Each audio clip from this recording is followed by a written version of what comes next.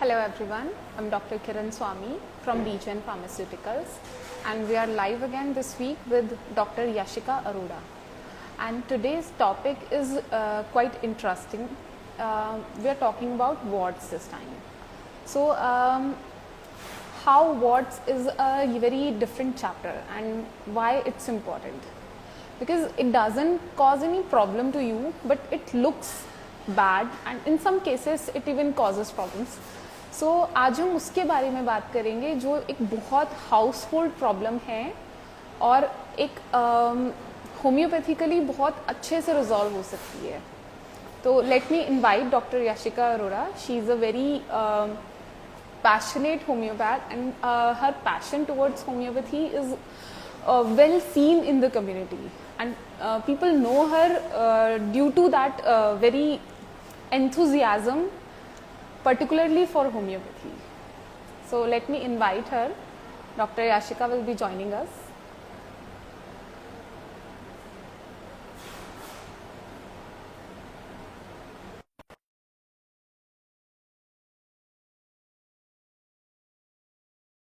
Questions पूछ सकते हो जो हम आफ्टर सेशन या ड्यूरिंग सेशन भी जिनको आंसर करेंगे. तो वो क्वेश्चन व्हाट से रिलेटेड हो सकते हैं या होम्योपैथी से related. Anything. Welcome doctor. How are you?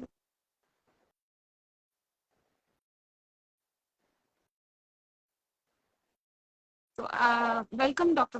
Yashika. How are you, ma'am? I'm good. You tell, Kiran. I'm good too. Actually, many people don't know that, but I'm her junior. So that is a basically recognition point for me because people know you so well. Thank you so much, Uh, Kiran, for inviting me on this platform, and I'm glad that I am here with you. Juniors के साथ अच्छा लगता है बहुत ज़्यादा जब हम interact करते हैं स्पेशली और मतलब स्पेशली जब नॉन जूनियर्स हो so close. So thank you so much for inviting me. I hope this session would be great. I am very sure about that. तो आज मैंने अपनी ऑडियंस को मैम हम बता रहे थे कि हम वॉट्स के ऊपर बात करने वाले हैं कि वॉट्स किस तरह से इम्पोर्टेंट है as a disease and being a very trivial complain. People don't pay much of attention to that, so why they should pay attention to that. So I would like to know that. See, when you talk about warts, like simply सबको पता है कि हम हमारे पास बहुत सारे ऐसे patients होंगे. Every other person is having one or the other wart somewhere over the body. Because हम कई बार नोटिस भी नहीं करते, कई बार नोटिस करा भी जाता है, वी इग्नोर इट कि नहीं कोई बात नहीं, ग्रोथ ही तो है, छोड़ो किसी वजह से हुई होगी. जब तक वो रीग्रो नहीं करते या ज्यादा नहीं होते या कॉस्मेटिक पर्पस के लिए प्रॉब्लम नहीं क्रिएट करते. स्पेशली कॉस्मेटिक पर्पस के लिए लोग ट्रीटमेंट लेते हैं वॉट्स का. Maximum patients come to us for cosmetic purposes. whoever have joined us, doctors को भी ये चीज एक्सपीरियंस है कि कॉस्मेटिक की वजह से लोग आते हैं वॉट्स को ठीक कराने. बट देन वॉट्स की बहुत ज्यादा इंपॉर्टेंस है बिकॉज वॉट्स में when you talk about warts virus, this is a viral thing. ठीक है, आपको ये चीज एक हमारी जो बॉडी के अंदर हो रहा है, हमारे अंदर स्किन के अंदर अगर एक ग्रोथ आ रही है, that is due to some DNA virus, वो की जो कि वॉट में रिजल्ट कर रही है. Many types of warts are there. जैसे कि हम देखते हैं हमारे नेक पे होते हैं, हमारे फेस पे, हमारे लिप्स के बीच में देयर आर प्लेन वॉट्स जो कि आपको एज अ ग्रोथ, स्किन की ग्रोथ की तरह दिखेंगे. जो स्किन ही ग्रो हो जाती है, that are verruca we call it as verruca warts. So वो जो स्किन को ही ग्रो कर जाते हैं, एक बम्प की तरह अगर हो रहे हैं तो दैट आर प्लेन वॉट्स. हम देखते हैं सोल्स पे, हमारे जो फुट के सोल्स हैं उनमें भी हम बहुत कॉमनली प्लांटर वॉट्स देखते हैं. ठीक है, they are very in fact some of the plantar warts are painful as well. Filiform warts भी बहुत कॉमन प्रेजेंटेशन है जो कि देखा जाता है. नेक पे वॉट्स बहुत कॉमनली हम देखे जाते हैं जो कि हमारी बहुत सारी होम्योपैथिक मेडिसिन हैं जो कि बहुत अच्छे से कवर करती हैं. So warts are very important. जब आप एक बार नोटिस करो अपनी बॉडी पे, whoever notices, so you should go for it for the treatment because it is something which is related to virus. ठीक है, so we need to go for it. We need to go to a doctor and show it and not remove it. I would mention, अगर हम आगे बात करेंगे, क्या हमें नहीं करना चाहिए, क्या हमें करना चाहिए when you are talking about warts. So we'll be discussing that.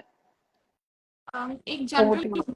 कि वॉट स्प्रेड नहीं होते हैं, वॉट्स वहीं रहते हैं, तो क्या ये इन्फेक्शियस है? एक से दूसरे में वॉट्स फैलते हैं हमारे? Yes, absolutely. When you talk about warts, again मैंने बोला infect viral disease, so it is infectious.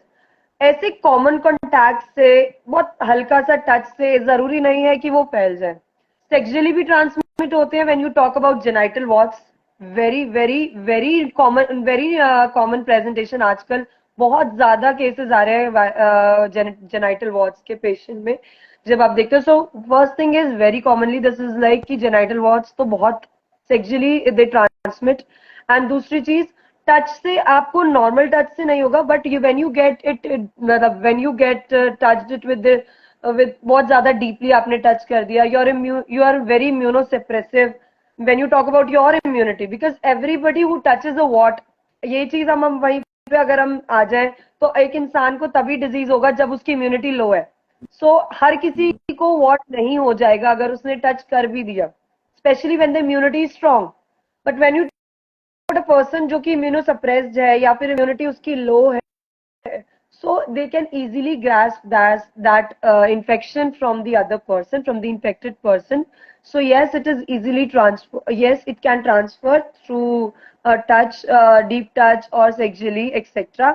And अगर हम अपने homeopathic point of view से जाएं, miasmatic influence देखें, when you talk about miasms, sora, syphilis and psychosis, so what's come under psychosis? That are growths. We have cauliflower like excrescences, growths we talk about. कि हम लोग की homeopathy में हम पढ़ते हैं साइकोसिस के अंडर आता है व्हाट, ग्रोथ आ रही है.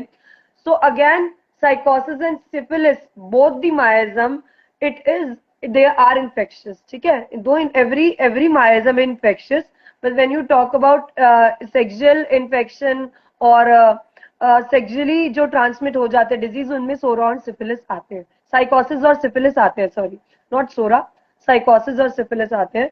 So warts are infectious. Yes, absolutely infectious. So we should take care of it. Ma'am उसमें फिर जो वॉट्स है हमारे, उसमें मैक्सिमम कोई सिम्टम्स हमें नहीं देखने को मिलते हैं. तो अगर इनके हमें सिम्टम मिल रहे हैं तो इज इट कॉम्प्लिकेटेड और is it normal presentation of? See, usually अगर आप देखोगे तो यस एसिम्टोमेटिक होते हैं, कहीं भी ग्रोथ हो जाती है, पता भी नहीं चलता, कई बार हम लोग को भी हो जाती है, हम लोग को भी कई बार नोटिस नहीं होता जब तक वो प्रोमिनेंट नहीं हो. So some of the warts go asymptomatic, but symptoms भी हमें ये दिखते हैं कि स्वेलिंग, मतलब एक बम्प आ गया है बाहर, एक, ठीक है, हमारी फेस के ऊपर बम्प आ गया, हमारे लिप्स के पास बम्प आ गया, हमारे नेक पे बम्प्स आ गए बहुत सारे. तो जब ये ग्रो करते हैं, ज्यादा ग्रो करने लगते हैं, when they are in bulk amount, so yes तब हमारा ध्यान जाता है. कई बार तो हमारे को ध्यान ही नहीं होता है, तो हम जब हमारा ध्यान जाता है तो वो एक सिम्टम आप नोटिस कर सकते हो कि ग्रोथ हो गई. पेनफुल होते हैं कुछ वॉच, यस जब वो में जाते हैं, स्पेशली प्लांटर वॉच, फिलिफॉर्म, ये सब, तो हमें उनका ध्यान रखना चाहिए, because they may grow into something complicated.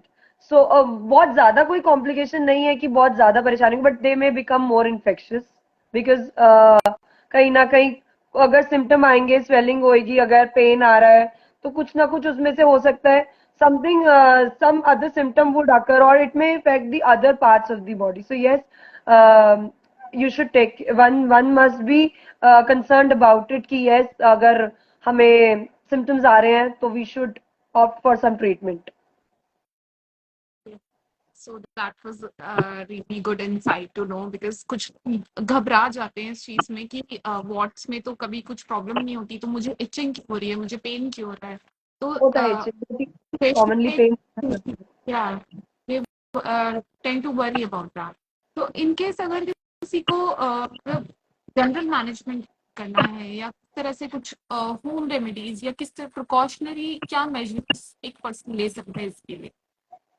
See, when you talk about precautionary measures, so वो चीज हम देख सकते हैं कि हम वो, मतलब अगर हम कुछ ऑइंटमेंट लगा रहे हैं या कुछ भी हम लगा रहे हैं, अगर कोई पेशेंट कुछ भी लेमैन अपने तरीके से कुछ भी करने की कोशिश कर रहा है, तो वो वाला हाथ कहीं और टच नहीं करे, बिकॉज अगर हम वो चीज कहीं और टच करेंगे तो इन्फेक्शियस हो सकता है.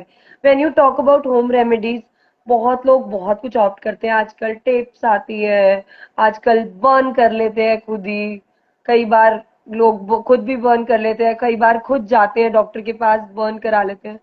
तो that is not a treatment, I would say. That is absolutely not a treatment, because it gives your body a tendency कि वो दोबारा रीग्रो करेगा और जगह भी करेगा, and that too in a very worst form. So ये चीज कभी भी हमें, आई वुड पर्सनली रिकमेंड कि क्या कहते कि हमें कहीं भी जाके बर्न कर ले उसे, या उस पे कुछ टेपिंग कर ले, या उसको उखाड़ने के लिए हम खुद से ऑइंटमेंट्स लगाएं. So when you talk about external application या कोई भी होम रेमेडी हम यूज कर रहे हैं वॉट के लिए, तो उसके लिए कभी भी वो परमानेंट क्योर नहीं लाएगा. Specially when you talk about homeopathic philosophy, तो हमें ये पता है कि हमारी जो मेडिसिन, हमारा जो डिजीज है वो इंटरनली है. एंड एलोपैथ्स भी ये बात मानते हैं, हमारी जो एलाइड साइंसेज है वो भी ये बात मानती है कि कहीं ना कहीं बॉडी की इम्यूनिटी लो होगी तभी किसी को कोई डिजीज हो रहा है. चाहे आप होम्योपैथिक पॉइंट ऑफ व्यू से ले लो, चाहे आप एलोपैथिक से ले लो, भी मेडिकल साइंस से ले लो, कहीं ना कहीं होम्योपैथिक ये बोलता है कि हमारी body internal disease, internal malady है. और when you talk about allied part, allied sciences, allied medicine, so they say कि there is an immunity which is low inside. So तो हम अगर बॉडी में कुछ भी ऐसी एक्सटर्नल एप्लीकेशन लगा रहे हैं तो वो बाहर से ही दबाएगा. ठीक है, वो डिजीज को बाहर से ही ठीक करेगा, आपका वॉट वहां से तो ठीक हो जाएगा. बहुत सारे लोग, बहुत सारे आजकल तो हमारी होम्योपैथिक में ही डॉक्टर्स, पेशेंट और जो जितने लोग जो सफर कर रहे हैं, वो ऑनलाइन यूट्यूब्स देख के, ऑनलाइन चीजें देखकर कि थूजा बहुत अच्छी रेमेडी है, and thuja, so thuja liquid external tincture लगाना शुरू कर देते हैं. So that is not a cure. I would, जब तक आपका इंटरनल डिजीज ठीक नहीं होगा with the medication, proper medication, तब तक that cannot give as a permanent cure. और स्पेशली आपको वो ऑइंटमेंट जहां आप लगा रहे हो या आप कुछ भी लगा रहे हो, अगर आपका हाथ कहीं और लग जाता है तो भी चांसेस होते हैं वॉट के ग्रो करने के. एंड कहीं ना कहीं अगर आप जला देते हो, दबा देते हो उसे किसी किसी भी फॉर्म से, so that would create more tendency, क्योंकि आपने बॉडी पे कुछ ऐसी चीज टच कर दी है, चाहे आपने कट कराया उसे, या फिर आपने उसे कुछ भी थोड़ा सा आपने एनेस्थीसिया देके उसको क्रॉप करवाया, कैंथेरिडिन लगाई है. आजकल सैलिसिलिक एसिड और कैंथेरिडिन यूज होती है just to burn them, just to clear off them. So that is not a permanent treatment. वो उसको और रिग्रो करेगा और आपकी बॉडी पे सेंसिटिवनेस आ जाएगी और जल्दी ग्रास्प करने की ऐसी चीजें, specially growths. So I think precautions में आपको ये चीजें ध्यान रखनी चाहिए कि आप ऐसा कुछ भी नहीं करें कि वॉट्स को आप और टेंडेंसी दें कि ग्रो करें. एक्चुअली प्रॉब्लम तो इंटरनल ही है, अगर इंटरनली ही सॉल्व नहीं करेंगे तो फिर वो प्रॉब्लम परमानेंटली नहीं जाएगी. Exactly exactly exactly. तो हम इसमें पूजा, आई गेस जितने भी लोग होंगे जो होम्योपैथी जानते हैं या कभी यूज भी किया है, तो दे एवरीबडी नो कि थूजा वार्ड्स ठीक करती है. लेकिन मोर देन 100 मेडिसिन होंगे जो वार्ड्स के लिए यूज हो सकती है. Like a lot of medicine we have. तो जो स्कोप है उसको एक्सप्लोर ही करने का ऑप्शन नहीं मिलता. उससे पहले ही लोग उसको कट ऑफ कर देते हैं, नहीं हम इसको ठीक कर देंगे. मैम, किस तरह से homeopathy can bring it a better cure when given constitution? Very, very important question. This is, and the last word which is very important is constitutional. When you talk about viral diseases, when you talk about growths, when you talk about miasmatic diseases in homeopathy, so आपको कहीं ना कहीं ये constitutional treatment ही चाहिए होता है उसे जड़ से खत्म करने के लिए. जब आप नॉर्मल एक प्रैक्टिस के पास भी जाओगे ना, जो रेगुलरली पेशेंट्स देख रहा है, तो मैक्सिमम प्रैक्टिशनर्स भी थूजा ही यूज करते हैं कि आई से रिजल्ट आ जाएगा, थूजा दे दो. ठीक है, ऑइंटमेंट लगाने के लिए दे दो, इंटरनल दे दो. There are so many patent medicine जो कि आजकल बहुत पॉपुलर है, जो कि बहुत यूजफुल प्रूव करती हैं, तो वो चीजें डॉक्टर्स खुद रिकमेंड कर देते हैं. But when you talk about exploring homeopathy, exploring the scope of homeopathy in watts, so there are hundreds of quoted, right, that there are hundreds of medicine and अगर आप बात करोगे मेडिसिन की तो थूजा तो ऑब्वियसली वो एक कहते हैं ना रामबाण दवाइयां होती हैं कुछ डॉक्टर्स की, तो थूजा रामबाण दवाइयों में से आती है, ठीक है, actually but at the same point हाँ और 100 केसेस है तो 90 में वो काम भी करती है।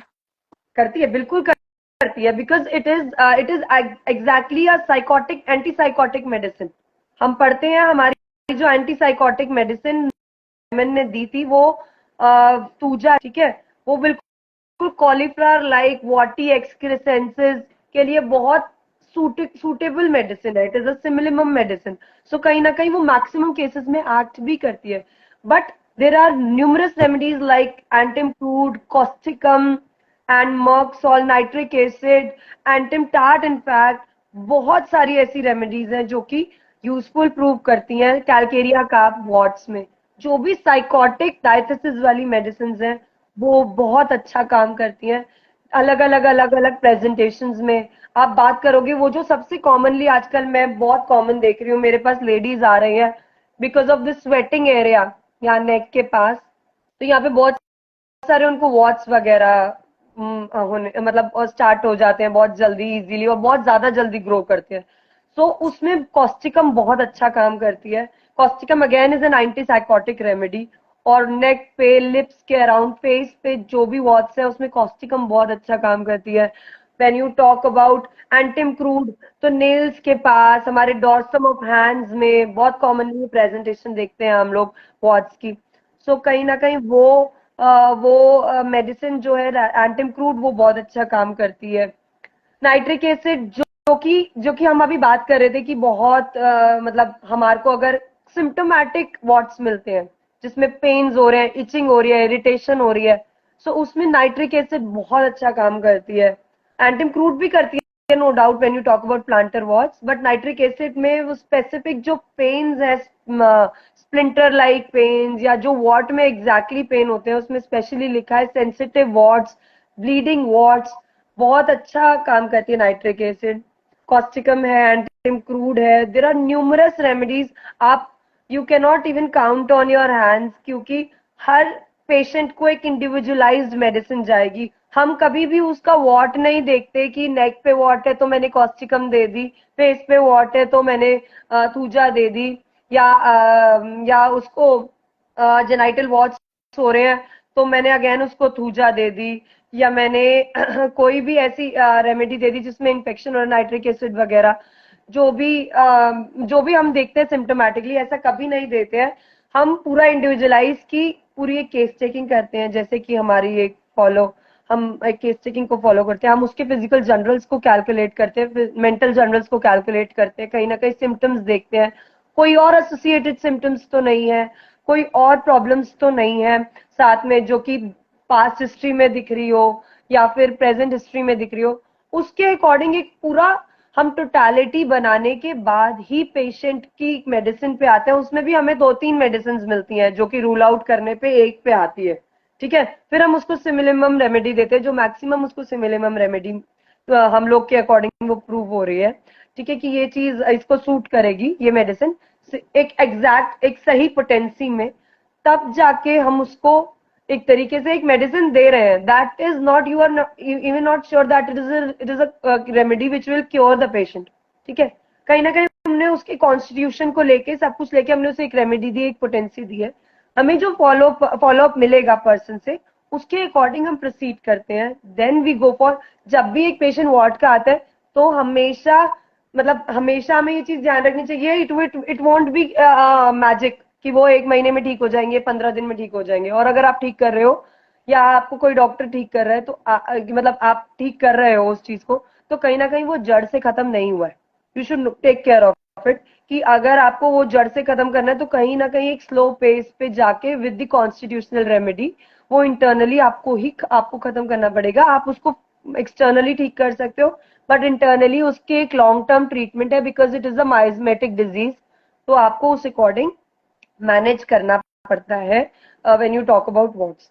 सो काउंटिंग वोंट बी इनफ. बहुत सारी ऐसी रेमेडीज है, कैलकेरिया कार्ब है, बहुत सारे ऐसे कॉन्स्टिट्यूशनल रेमेडीज है जो कि कई बार हम सोचते भी नहीं है. नाट्रम्यूर हम सोचते भी नहीं है. स्टाफिसेग्रिया, कुछ कुछ मेडिसिन ऐसी हैं जो कि एंटीसाइकोटिक भी हैं और वार्ड्स में बहुत अच्छा काम करती है. प्लस कहीं ना कहीं मेंटल जनरल्स को ही कनेक्ट करती है पेशेंट के. किसी वजह से कोई कॉज कहीं से हमें निकल जाए कि पेशेंट को कब से वार्ड्स होना शुरू हुए, कहीं ना कोई इन्फ्लुएंस रहा होता है, कोई ना कोई एक्साइटिंग कॉज जो कि latent phase of the miasm, latent phase of the disease को ऊपर करता है, मतलब कहीं ना कहीं उठाता है, तब जाके हमें डिजीज प्रेजेंट होता है. तो कहीं ना कहीं उस जड़ को निकालने के लिए हमें एक प्रॉपर केस टेकिंग करके कॉन्स्टिट्यूशनल रेमेडी चूज करनी चाहिए. कोई भी हो, वो ऐसा नहीं है, जरूरी नहीं है कि मैं जो बोल रही हूँ वही मेडिसिन हो. ठीक है, जो भी हमारे को अटेंड कर रहे हैं, जो भी हमारे व्यूअर्स हैं, कि ये ना सोचे कि ये रेमेडीज में से कोई भी ट्राई कर लो तो ठीक हो जाओगे. ठीक है, you should obviously go to a physician for proper treatment. You should not take any medicine on your own. You should keep in mind whether a layman or somebody जो भी medicine लेने का सोच रहा है, so you should go for it. And एक doctor के पास जाके वो कॉन्स्टिट्यूशनल ट्रीटमेंट ले. And you should have patience कि हाँ ठीक है, मेरे को ठीक कर रहे हैं तो जड़ से ठीक कर रहे हैं वो चीज. तो कहीं ना कहीं this is to be taken care of, I think. बाकी और something you have to ask, we can और more discuss more. Ma'am, doctor Abhilasha का क्वेश्चन है, how many days should we wait after giving medicine? See, this depends totally on the case. Again, कितना उसको, कितनी frequency पे, उसको कितने number of what's है, क्या है, उसको आपने कौन सी रेमेडी दी है, कौन सी पोटेंसी दी है. कई बार हम 15 दिन भी वेट करते हैं, कई बार हमें रिजल्ट नहीं मिल रहे होते, वेट एंड वॉच के बाद भी, तो हम पोटेंसी चेंज करते हैं, मेडिसिन चेंज करते हैं. तो बहुत सारी चीजें मैटर करती हैं. I think that would take another session, कि एक पूरा एक हम सेशन लें कि कब हमें वेट करना चाहिए, कितना हमें वेट करना चाहिए. वेट एंड वॉच थेरेपी है, that comes first of all with experience. आपको कितना एक्सपीरियंस है, आप केसेस कब से डील कर रहे हो, क्या क्या आपको मिले हैं केसेस. तो कहीं ना कहीं ये सब सीखने से ही आता है. और मैं बता रही हूँ, आप किसी के अंडर भी सीख लो, किसी से भी पूछ लो, किसी से भी सुन लो. ये सच है कि जब तक आप चाहे किसी से सुन रहे हो, समझ रहे हो, किसी के अंडर आप एज एन असिस्टेंट देख रहे हो, जब तक आप खुद से पेशेंट में जाओगे नहीं ना, जब तक आप खुद से पेशेंट को प्रिस्क्राइब नहीं करोगे, जब तक आप खुद से रिजल्ट नहीं देखोगे, वो कभी भी एक्सपीरियंस नहीं आएगा. जो एक्सपीरियंस आप खुद पेशेंट को दे के दवाई देखते हो, वो कहीं भी नहीं मिल सकता, ना आपको सुन के, ना कहीं भी, किसी चीज के, किसी भी तरीके से.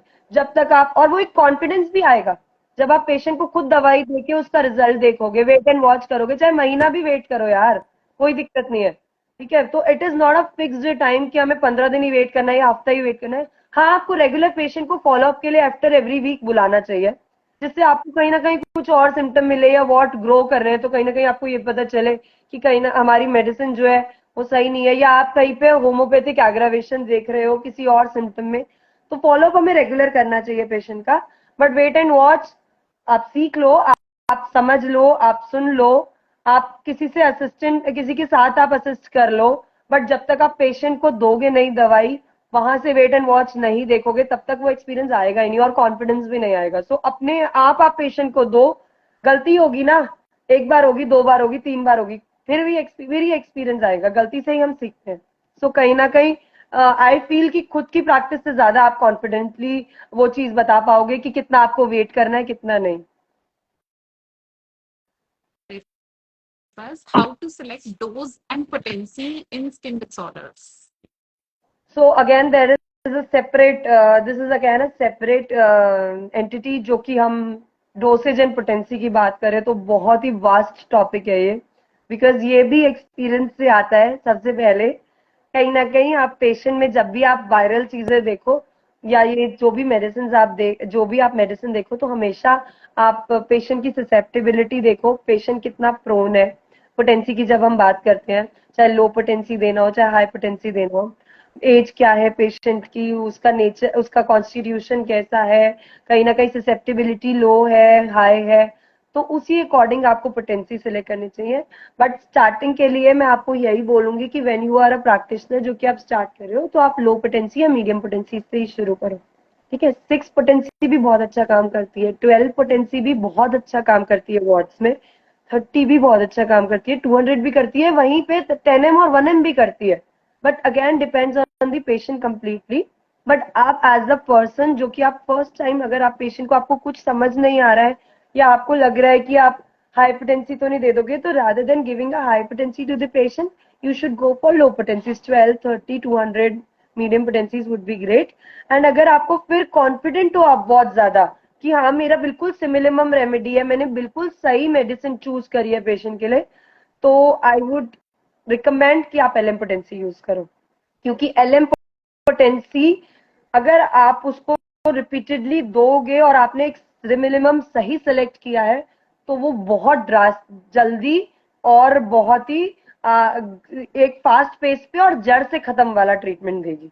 ठीक है, तो अगर आप बहुत श्योर हो तो आप एलएम पोटेंसी पे भी जा सकते हो। You can start with 0/1, I start sometime with 0/5 as well, 0/3, it भी depends on the case to case. ठीक है, वो आप जब एक एलएम पोटेंसी के जब आप एक्सपीरियंस करोगे, जब आप पढ़ोगे, जब आप एक्सपीरियंस करोगे, तो आप और अच्छे सीखोगे। एंड व्हेन अबाउट डोज, तो ट्राई करो मिनिमम डोज दो पेशेंट को। हमने पढ़ा है हमारे प्रिंसिपल्स में कि we should follow law of minimum dose. So जितना कम हम पेशेंट को मेडिसिन दे, जितनी सिमिलिमम, जितनी कम डोसेज में मेडिसिन दे, वो सबसे ज्यादा बेस्ट हो। बट अगेन अगर आपको और डिस्कस करना है, you can talk to me personally, otherwise आप एक सेशन अलग से भी अटेंड करो तो बेटर है। यूट्यूब पे भी बहुत वीडियोस अवेलेबल है जो कि बहुत अच्छे अच्छे डॉक्टर्स, सीनियर डॉक्टर्स ने दे रखे कि आपको कैसे डोज सेलेक्ट करना है, पोटेंसी से कैसे सेलेक्ट करनी है, सो आप उनको भी फॉलो अप कर सकते हो। And ma'am, this was really important and amazing insight कि हमने वार्ड्स के बारे में इतना सुना, क्योंकि जितनी कॉमन कंप्लेन होती है उतने केसेस हमें मिलते हैं उसके, और उतना कॉमन केसेस पे अगर हमारी प्रैक्टिस होगी उतना रेयर केसेस में हम इजीली जा पाएंगे. So thank you ma'am for coming on board with us, and it has been a really wonderful session. And someone thank also commented, great class ma'am. Thank you so People much. loved it. I loved it. And thank you so much, ma'am, today for taking time Thank out you for. also, Vivian Sharma, and thank you for inviting me on this platform. Thank you so much. It was great experience. Thank you. And thank you all the viewers who joined us. And it has been a really wonderful journey since we started these lives. And if you want to keep receiving the updates for upcoming lives, do follow us. And you can ask your comments, your queries which you did not get to ask in the comments when we post this video, and we'll answer those queries. Thank you so much, everyone. Thank you, ma'am. Have a nice Thank you.